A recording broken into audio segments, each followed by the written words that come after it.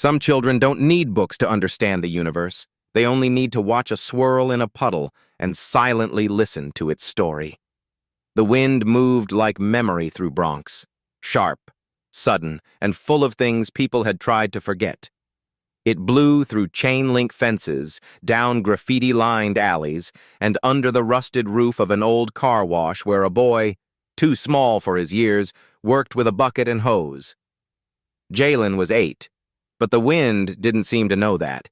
It treated him like it treated the broken signs and the discarded gloves, with no special kindness. He didn't expect any. His jacket was second-hand, too big at the sleeves and torn just above the elbow. The scarf around his neck was frayed but warm. His father's old army gear from a war neither of them spoke about anymore.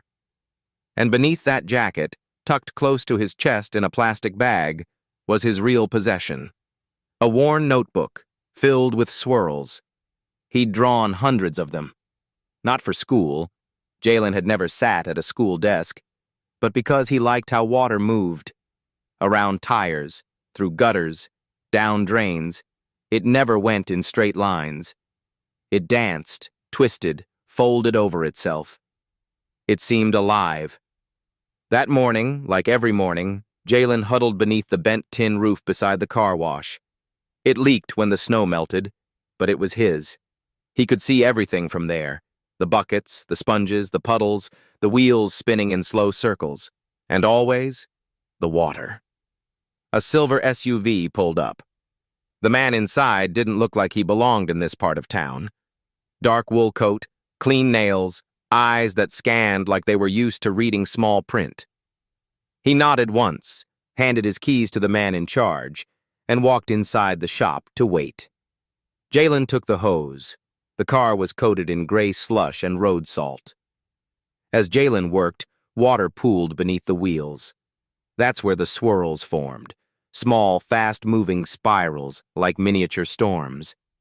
He paused, dipped a finger into one, and stilled. Then he closed his eyes. The water pushed back, not hard but gently, like something still spinning beneath the surface. "It's still moving," he whispered to himself, "even when it's gone." The man in the coat saw him from inside, saw the boy kneeling by the puddle, lips barely moving. He frowned, not in annoyance, but in recognition. Something about the stillness, the attention, the weight of the child's gaze made him step outside. "What did you just say?" the man asked, voice low. Jaylen didn't jump, didn't shrink back. He just looked up, eyes wide but not startled. "I said it's still moving," he repeated. "The swirl. You can't see it, but it's there." The man stood very still. He wasn't from here. His name was Bernard Klein, and he taught fluid mechanics at MIT. He'd studied chaos, turbulence, and the behavior of fluids for over 30 years. He could write the Navier-Stokes equations by heart. He'd spent his life trying to explain why things spin, in pipes, in rivers, in air. But no one had ever explained it to him like that. Not with numbers, with feeling. "You like water?" he asked. Jaylen nodded. "It makes sense," he said. "Why?" Jaylen looked back at the puddle. "Because it never pretends to stop. Even when it looks still, it remembers." Klein blinked. The wind tugged at his scarf. "You go to school around here?" Jaylen shook his head. "My dad says we don't have the papers yet, but I study, I draw." He reached into his coat, pulled out a plastic food container, and opened it with care. Inside, wrapped in worn plastic, was the notebook. Pages curled from cold, ink faded in places. But what lay inside made Klein's breath catch. Page after page. Spirals. Not perfect circles, but real ones. Some sharp, some soft. Some with trailing lines like tails, others jagged with sudden turns. None labeled, none explained, but deeply, unmistakably alive. Klein turned a few pages, Each one drew him deeper. These weren't the doodles of a bored child. They were observations, memories of motion. "What's your name?" "Jaylen." "Mine's Bernard. May I ask, how do you know where the water will go?" Jaylen tilted his head. "I don't know. I just wait. And I let it show me." Silence settled between them. The kind of silence that doesn't ask to be broken. Klein looked down the street, where cars honked and people shouted and the city hurried past itself. Then he looked back at Jaylen, still crouched beside the tire, still watching the last of the swirl disappear. "What does your father do?" Jaylen's voice dropped to almost nothing. "He used to be strong, in the war. Now he's in the container. He doesn't walk so much anymore. But he listens. And he lets me draw." Klein nodded slowly. "You know," he said, "some people study water for a very long time. They write books about it, build machines, use computers." Jaylen looked down at his fingers, still wet from the puddle. "Do they ever feel it?" Klein paused. "No," he said quietly. "Not like you." Jaylen blinked, like the words weren't meant for him. Then he gently closed his notebook and tucked it back into the box. "I'll come back next week," Klein said, stepping back. "Okay." Jaylen didn't ask why. Didn't ask who he was. He just turned back to the car, lifted the hose, and began rinsing the last wheel. Slow, careful, as if saying goodbye. Klein walked to his car, but his hands trembled slightly on the wheel. He didn't start the engine. He just sat there, watching the puddles form again beneath the tires, watching the swirls. And from the alley, past the chain-link fence, under the broken streetlight, Jaylen's world spun on, quietly, gently, still in motion. And maybe what he'd just drawn wasn't a swirl at all. It was the memory of the world. Some moments live so quietly inside us. They only rise when someone finally returns. The snow had turned to gray slush by the end of the week. Bronx had its own way of forgetting. Not all at once, but slowly, under layers of traffic and time. Tire tracks cut through the streets like old wounds. The tin roof still leaked. And Jaylen, as always, was there. He hadn't expected the man to come back. People didn't come back in Jaylen's world. They passed through, like water. They paused, sometimes kind, sometimes cruel, but always moving forward. Even his mother, a face he now remembered only in glimpses, had left one winter morning and never returned. But 7 days later, the man with the dark scarf and soft voice was standing again beneath the roof, holding something in his gloved hand. A paper bag. 2 warm sandwiches. One for Jaylen. One for whoever was inside the container down the alley. Jaylen didn't ask why. He just took the sandwich with both hands, like it was something fragile. "I thought about what you said," Bernard Klein began. "About the swirl still moving, even when it's gone." Jaylen looked up. His hands were red from cold, but he didn't shiver. He rarely did. "I felt it again yesterday," he said. "In the bucket. I stopped the water with my hand, but something underneath kept turning. I couldn't see it, but I knew." Klein smiled gently. "I wanted to show you something," he said, kneeling down. From his coat pocket, he pulled a folded piece of paper. Not a drawing, but something else. A page printed from a textbook. Equations, arrows, symbols that curved like the same water Jaylen loved. "This," Klein said, tapping the page, "is how we try to describe flow. This equation, it's called Navier-Stokes. It helps us guess how water moves, but," he paused, "we still don't fully understand it. Some parts, we've never been able to solve." Jaylen took the page. He couldn't read the words, but he stared at the lines, the arrows. His eyes followed them like trails on a map. "This part here," Klein continued, pointing to a curly symbol, "is about rotation, like your swirls. We call it vorticity." Jaylen traced the swirl with his fingertip. "But it's not right," he said. Klein blinked. "Why?" Jaylen tilted his head, frowning. "Because it doesn't show where the push goes when the swirl disappears. It forgets the leftover part, the part you can feel but not see." Silence. Klein didn't know what to say. In that instant, something shifted inside him. Not panic, not disbelief. Something closer to awe. This boy was not just observing. He was sensing things researchers had debated for decades. He watched as Jaylen took a piece of foggy plastic and began to draw on it with his finger. A simple diagram. A central swirl, lines peeling off, tiny waves diverging outward. It wasn't perfect, but it said something real, something clear. "The swirl ends," Jaylen said softly, "but the push spreads." Klein stared. In the boy's messy drawing was something that looked impossibly like a pressure gradient. The way energy moved after motion stopped. A trail of memory, still active, still present. "You feel this?" he whispered. Jaylen nodded. "Always. That's why I can't sleep when it rains. The water on the windows talks too much."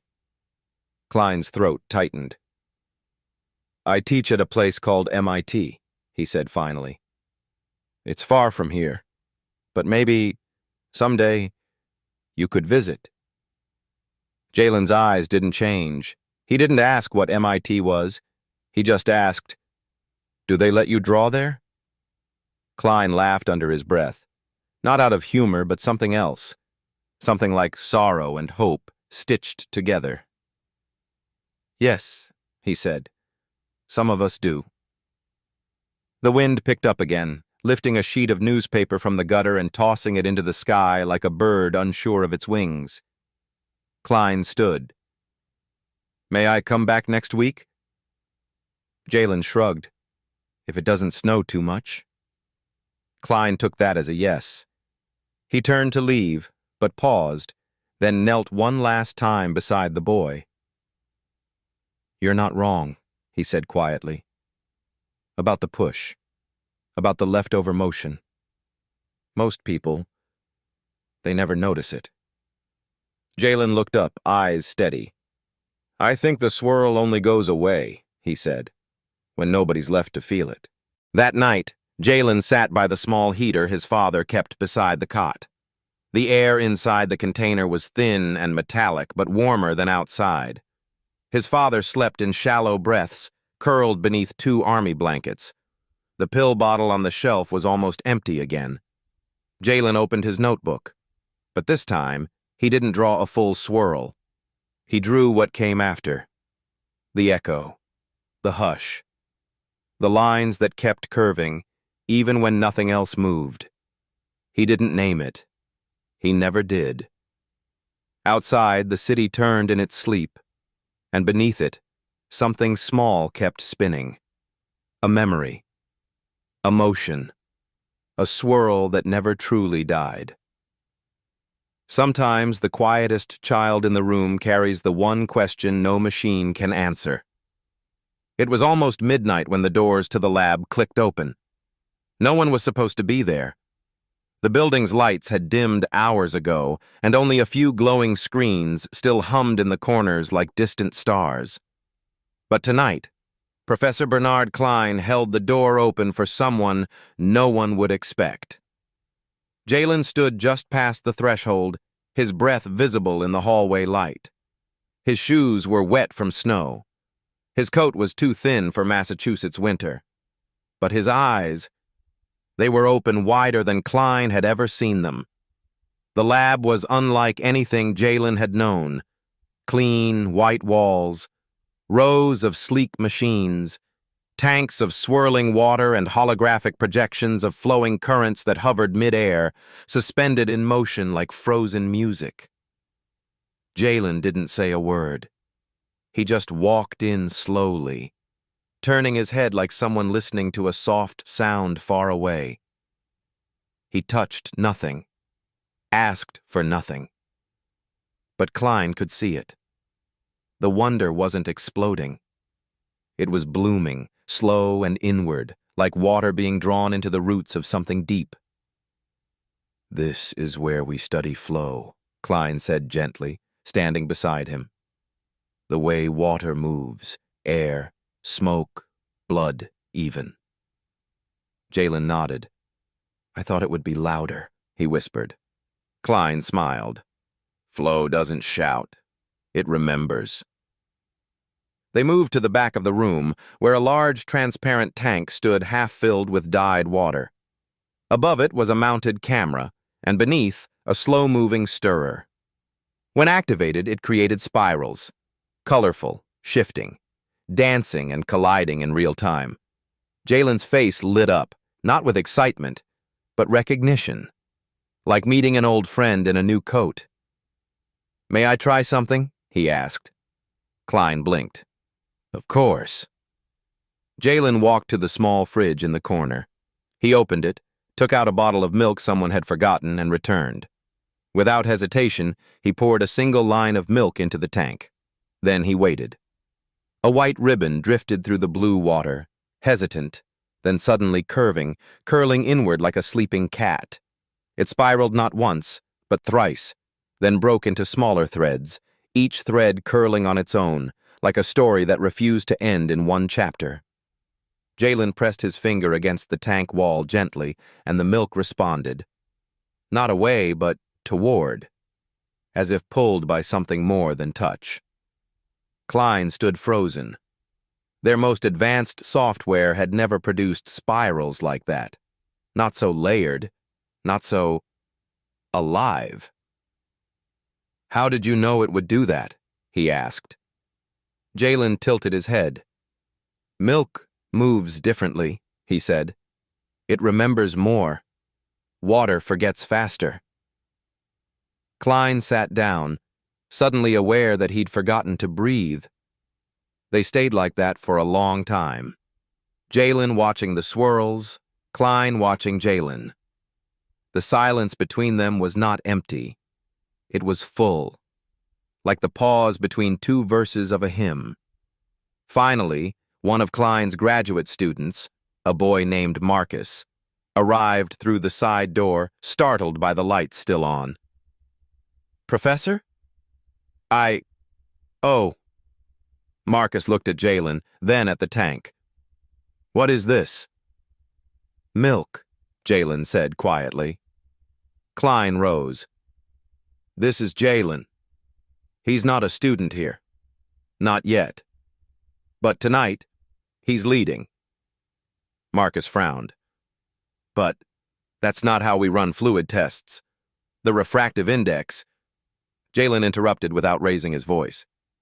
"If water knew where it had been, would it go there again?" Marcus blinked. "What?" Jaylen looked down at the swirling milk. "I think sometimes it does, and that's why it turns." The room went still. Klein placed a hand on Marcus's shoulder. "Not all questions are meant to be answered. Some are meant to be remembered."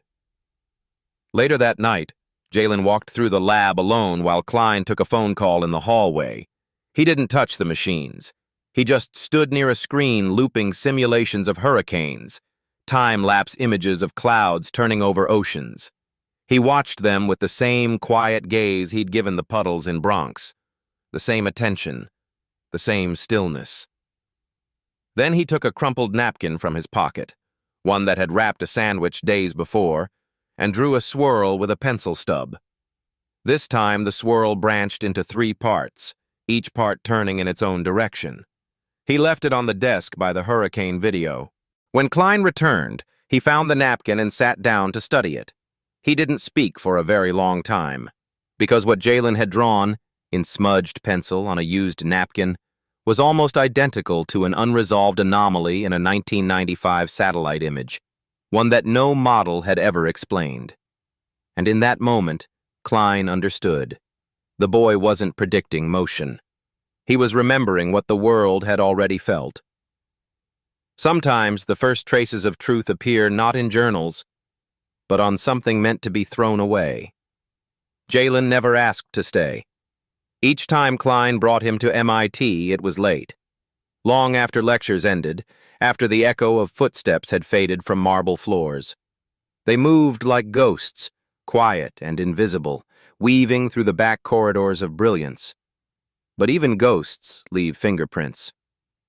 Jaylen had begun drawing everywhere, not intentionally, more like breathing.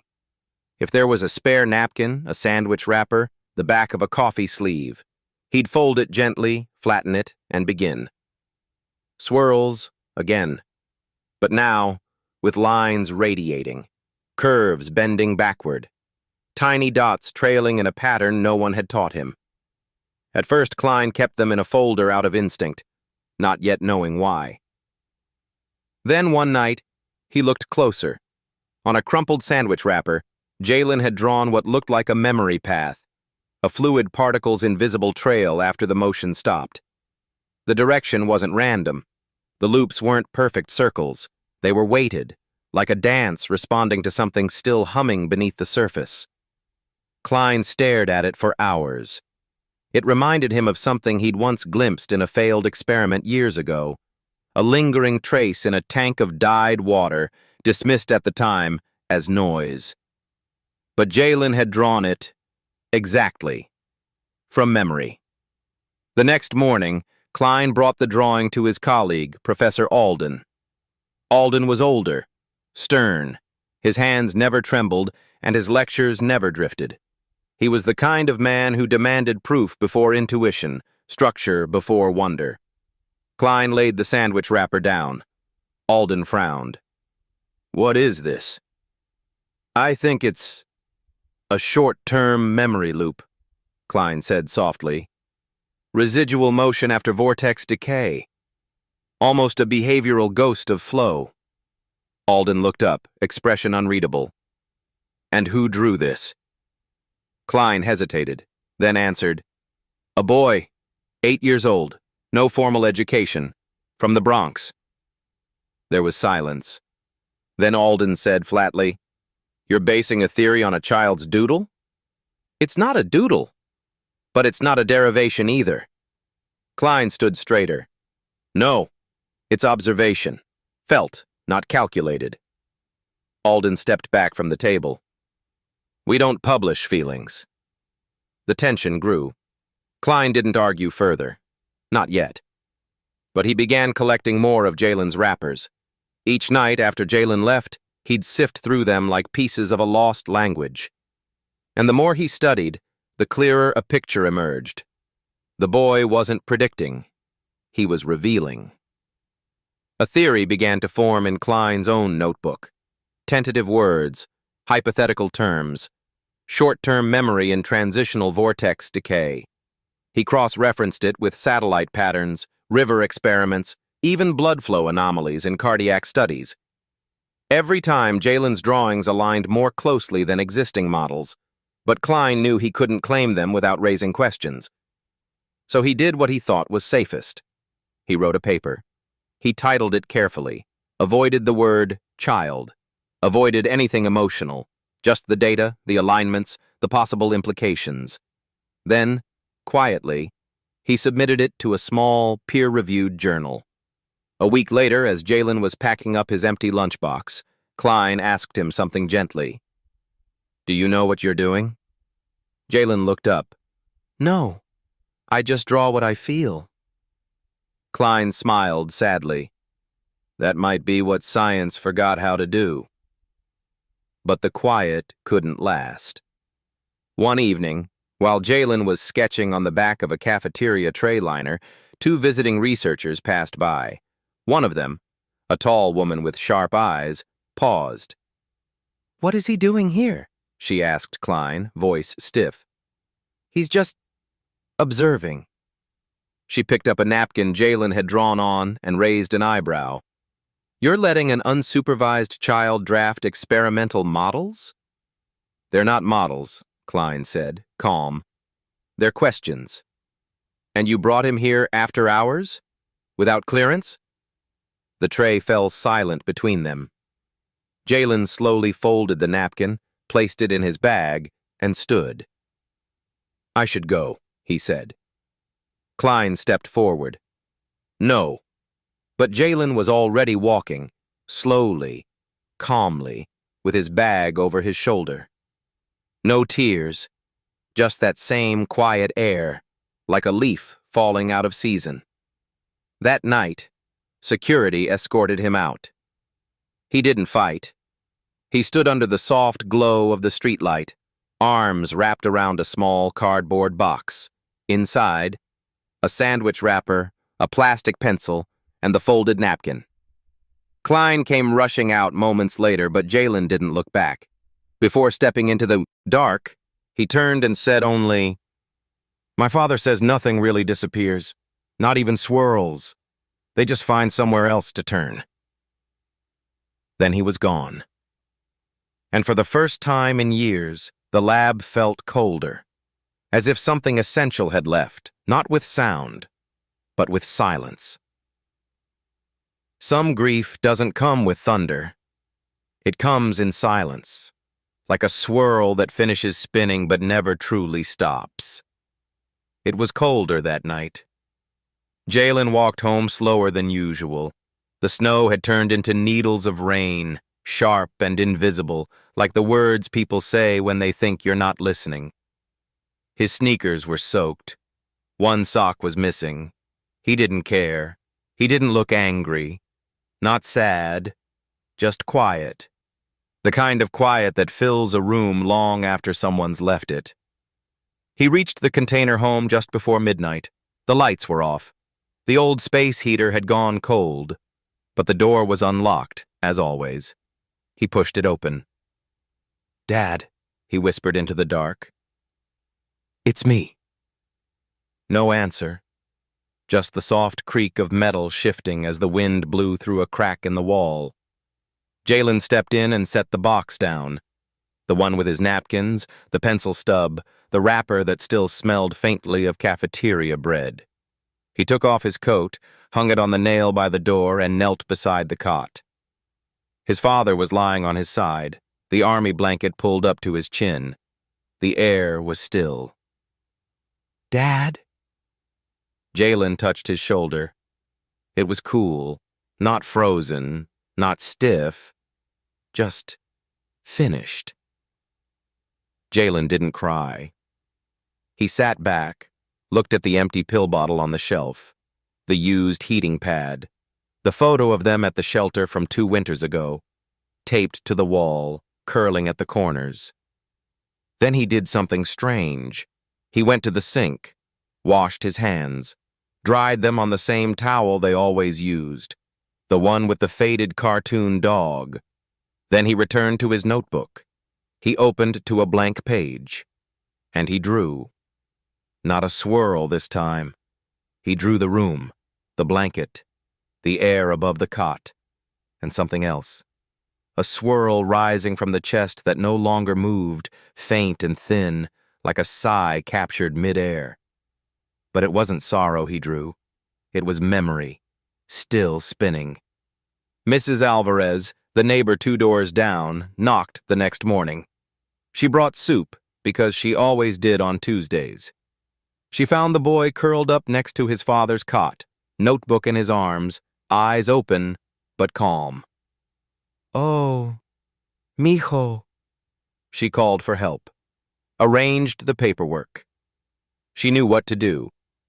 Life in their part of Bronx trained you for certain routines, death being one of them. Jaylen said very little, but when asked where he wanted to go, he said simply, with you.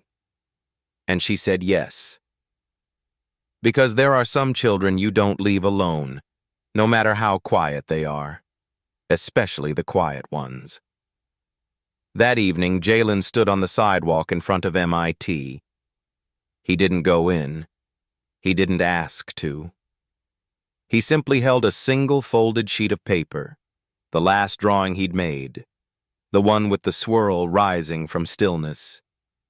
He slipped it through the mail slot on the physics department door, then stepped back. On the bottom corner, in small handwriting that shook slightly, he'd written, "My father said nothing ever truly disappears, not even a swirl." Klein found it the next morning. He opened the paper with trembling hands. He recognized the line weight, the movement, the breath inside the spiral. But it was the message, those final words, that struck deepest. He sat alone in his office, sunlight leaking through dusty blinds. He had no reply, so he did what Jaylen would have done. He drew. He didn't write a formula. He didn't make a chart. He just drew the swirl as Jaylen had, soft, slow, unfinished, and left it pinned to the whiteboard. Later that day, a student would ask him what it meant, and Klein would simply say, "It's something we forgot to listen to." And far from the university, in a small apartment with peeling paint and a borrowed heater, Jaylen slept beside a kind woman's rocking chair. The world still turning, still remembering, in ways no one could yet explain. Sometimes, the hardest part of truth isn't finding it. It's convincing those who've spent their whole lives guarding the wrong door. Klein submitted the paper quietly, not with a press release, not with a name attached, just a title, Transient Memory Traces in Vortex Dissipation, and a pseudonymous byline, J.D., in honor of the boy who drew without needing to know the alphabet of academia. He included the drawings. He included the model. He cited no prior work, because there was none. The data stood alone, like a child left in front of a door, waiting. 2 weeks passed. Then came the reply. A formal email from the editorial board of the Journal of Applied Mechanics. Rejected. No revision requested. No curiosity expressed. Just a note. The submission lacks methodological rigor and draws upon speculative, non-quantified visual assumptions. The concept of memory in fluid motion as described here is not grounded in any established mathematical framework. The drawings, while imaginative, have no place in serious scientific literature. Klein stared at the screen for a long time. Then he closed the laptop, leaned back in his chair, and whispered, "Of course." But he wasn't done. He submitted it again, this time to a closed internal review panel at MIT requesting open discussion. The panel was composed of 6 faculty members, some tenured giants, some rising stars.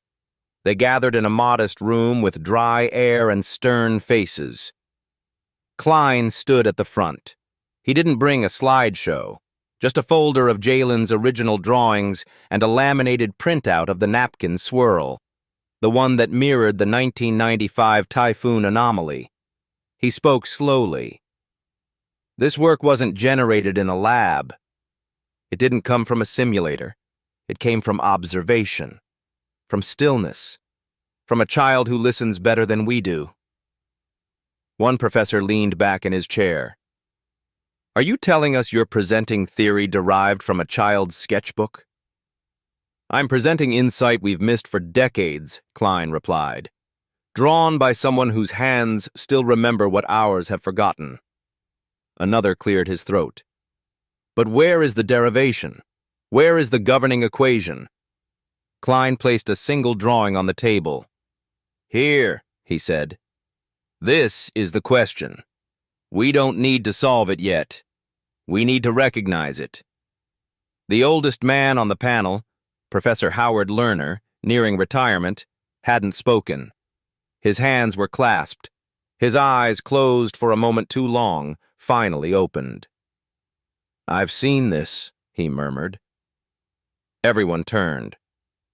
"In 1976, Lerner continued, I ran an experiment in Copenhagen. We poured hot fluid through a rotating channel. Something appeared in the decay trace, a remnant pattern we couldn't replicate. We dismissed it. We called it noise. He looked at the swirl again. It wasn't noise. Silence filled the room. But even so, said a younger faculty member, this isn't science. It's speculative. It's poetic. We're not here to publish art. Lerner leaned forward, his voice steadier now. Maybe that's the problem. Maybe we've built an entire discipline on filtering out the wrong things. For 300 years, we've been taught to ignore what we can't measure. But children don't. This drawing isn't a claim. It's a compass. And some of us have been lost for a long time. Despite his words, the panel did not approve the theory. No formal recognition, no publication, no grant. But something shifted, not in rules, in minds. 3 students reached out privately. 1 PhD candidate asked for access to the drawings. And in the hallway, after the panel, a physicist stopped Klein and whispered, "Is the boy okay?" Klein paused. "No," he said. "But he's still drawing." That night, Klein stood by the whiteboard in his lab, still lit by a single desk lamp. He pinned Jaylen's last drawing there. The swirl that rose from the cot, the one shaped like breath but drawn from memory. He stared at it, not for answers, but for courage. Then he picked up a marker and wrote beneath it, "We don't need permission to remember what the world already knew."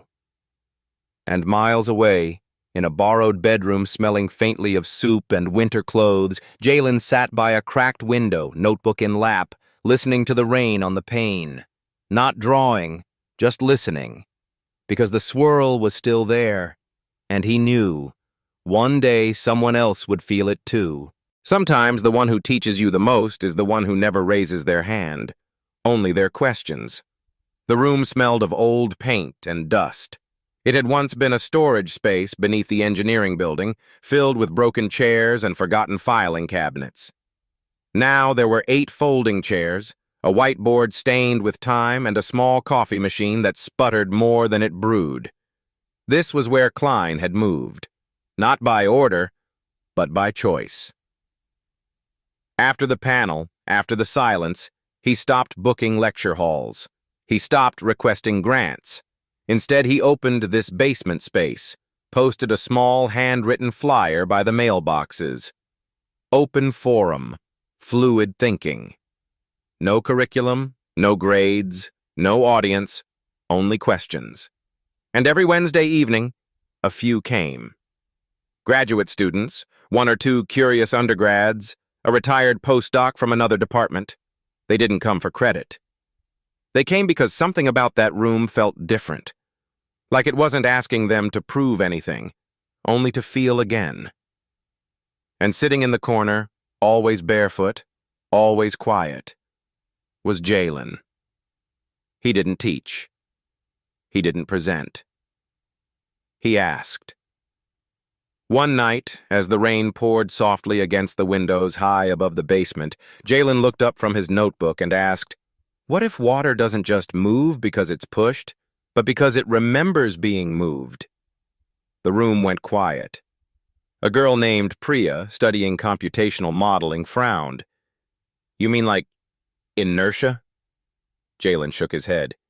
"No, not speed, shape.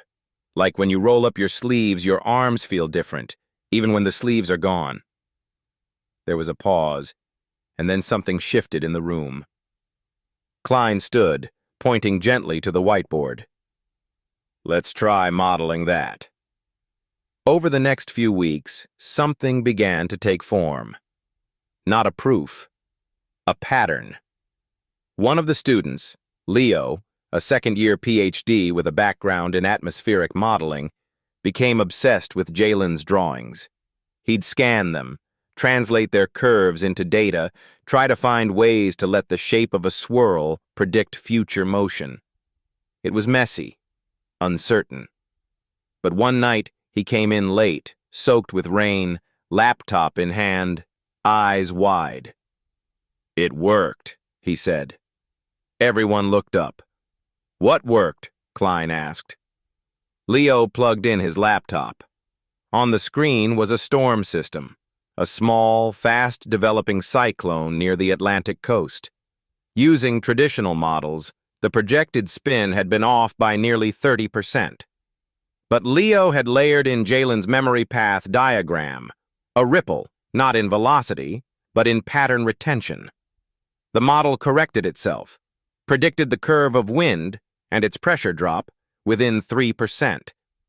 The room held its breath. Leo looked at Jaylen, who was still sitting quietly in the corner. You just felt this?" he asked.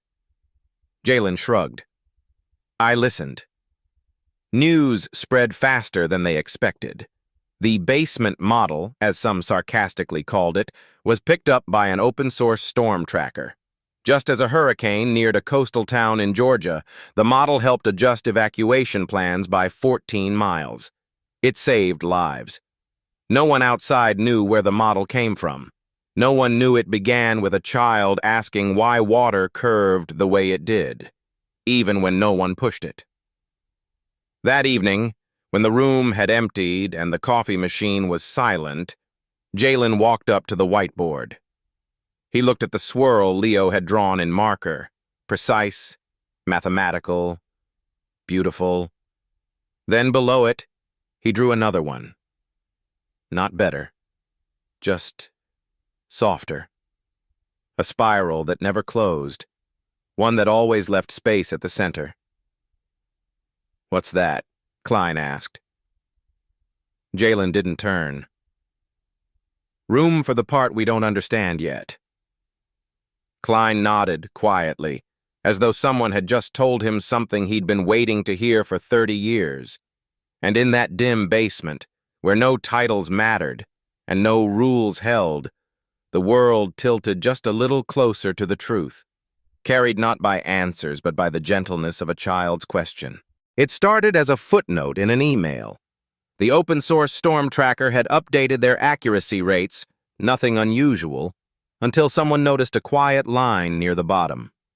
Model improvement credited to Jaylen Klein pattern layer V1.03. No links, no abstract, no press release. But it was enough.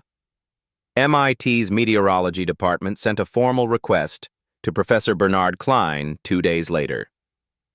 "Due to the growing public and academic interest, we invite you and your research group to present your vortex memory model at the annual Fluid Dynamics Colloquium next month." The email was courteous, professional, clean. It did not mention that the model had helped guide a town's evacuation, or that the public wanted to know more about the basement math saving lives, or that the boy who had drawn the original pattern had never been allowed in through the front door. Klein told Jaylen the news one afternoon while walking through the old botanical garden behind campus. Jaylen didn't smile, didn't frown. He simply asked, "Do I have to talk?" "No," Klein said gently. "You don't."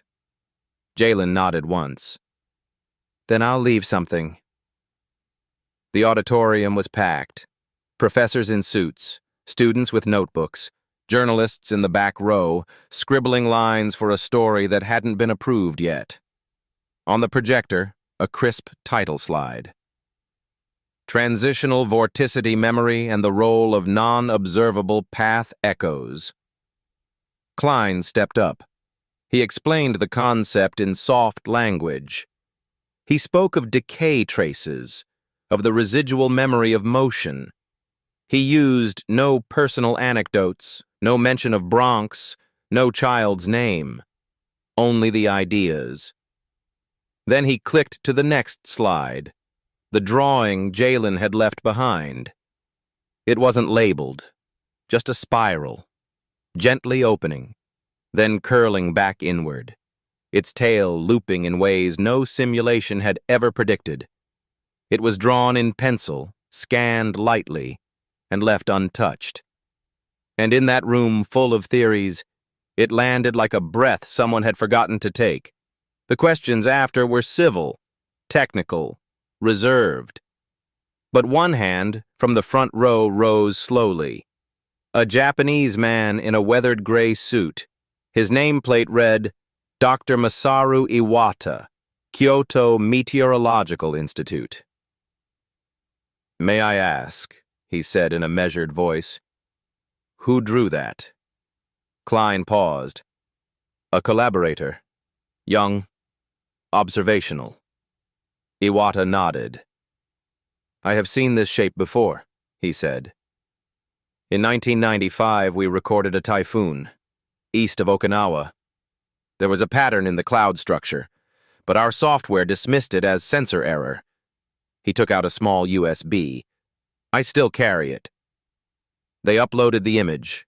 Grainy, real.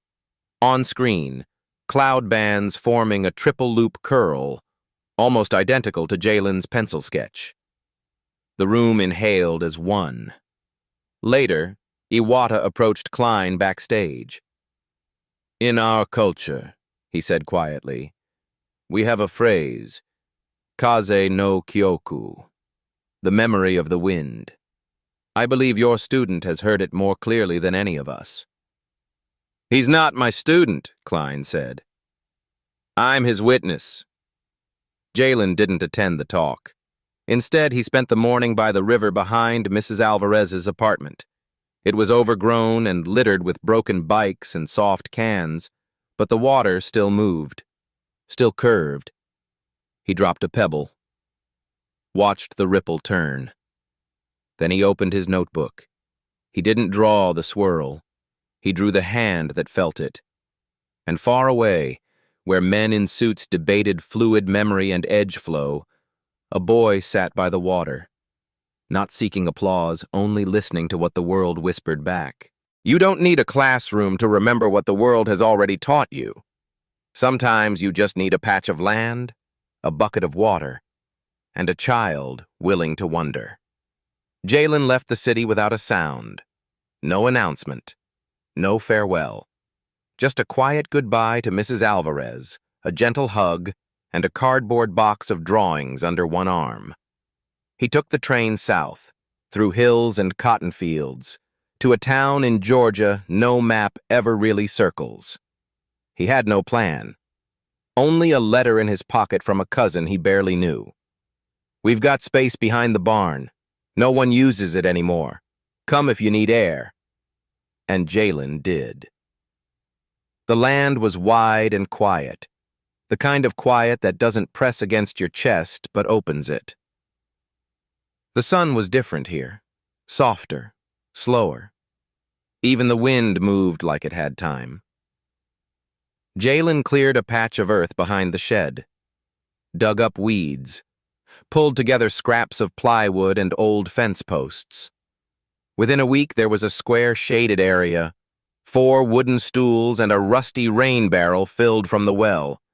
He didn't call it a school. He didn't call it anything.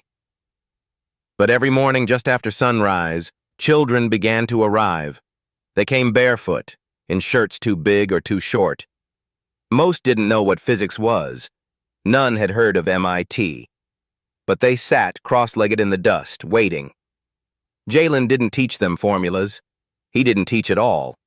He brought out bowls, pans, jars, poured water, and asked questions. What do you feel when you touch the swirl?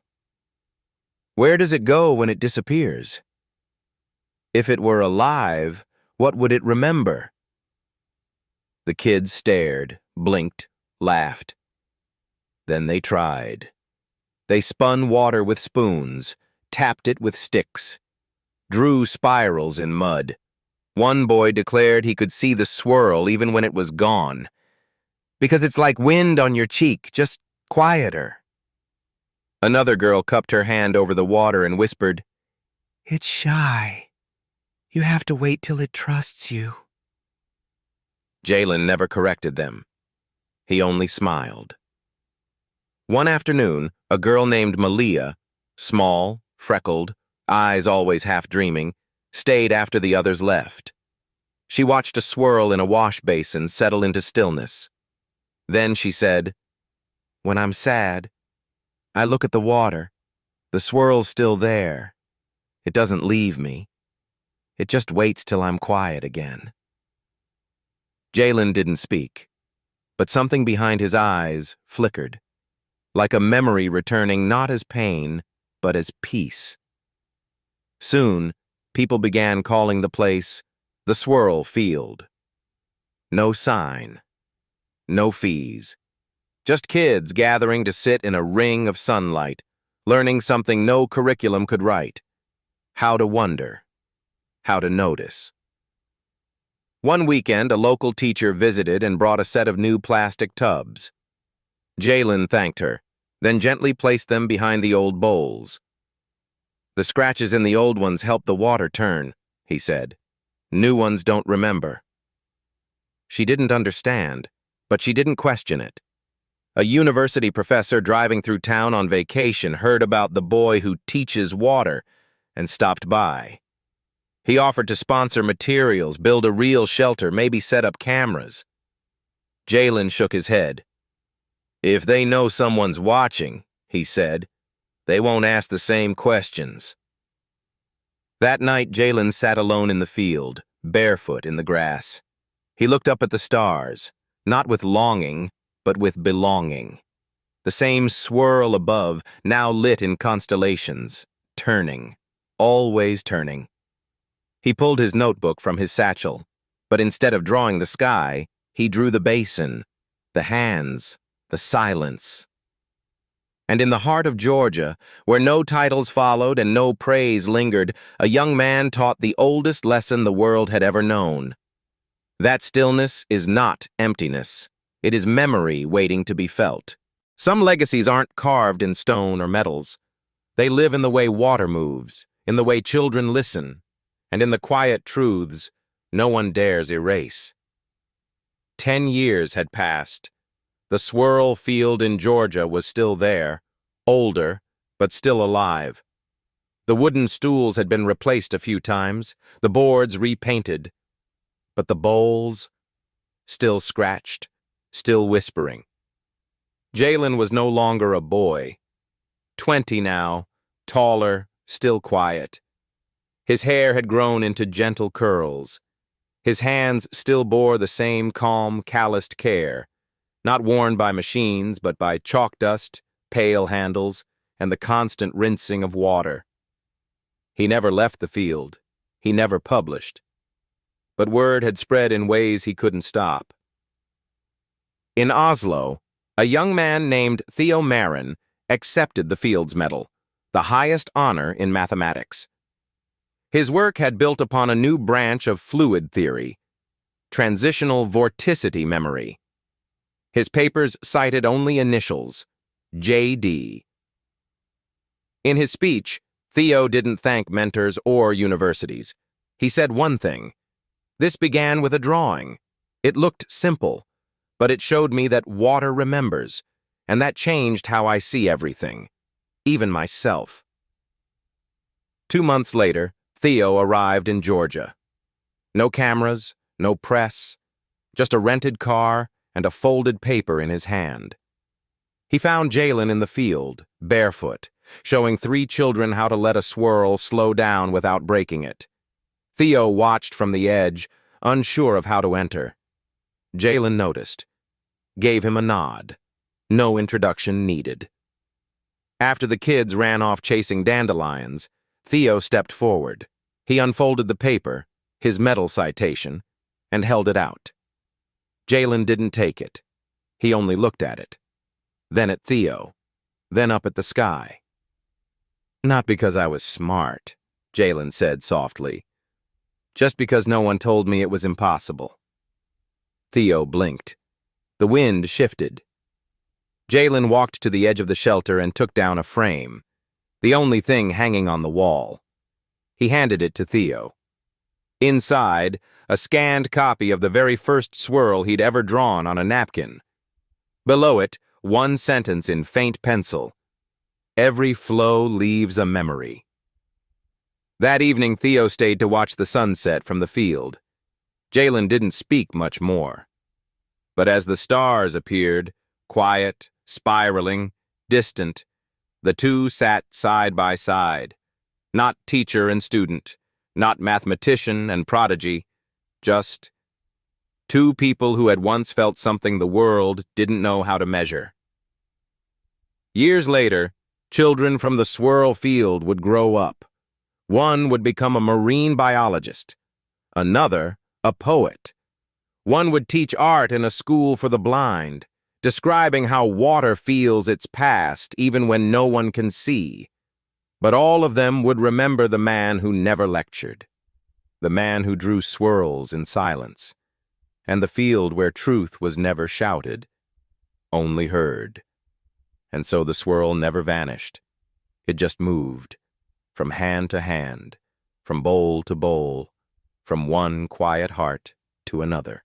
Some talents aren't born to win medals. Some questions don't come from textbooks.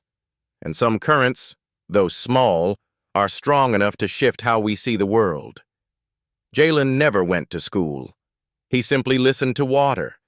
And from that silence, he drew what the world almost forgot: that not everything needs to be proven to be real. Some truths, when felt deeply enough, are already science. If you've ever felt not smart enough, not educated enough, not belonging in any classroom, please remember, you can still see the swirls. You can still change the current. Keep watching quietly. Keep drawing what you believe is beautiful, because sometimes the world is simply waiting for an ordinary hand to touch the surface of water. Thank you. To you, who stayed with Jaylen until the very last page. This story had no fireworks, no grand stages. Just a boy, a swirl, and a whisper the world was too busy to hear. But you stayed. You listened. And because of that, you became part of the current too. Thank you for not leaving when things became quiet. Because sometimes it's in the quiet that we finally hear what's real.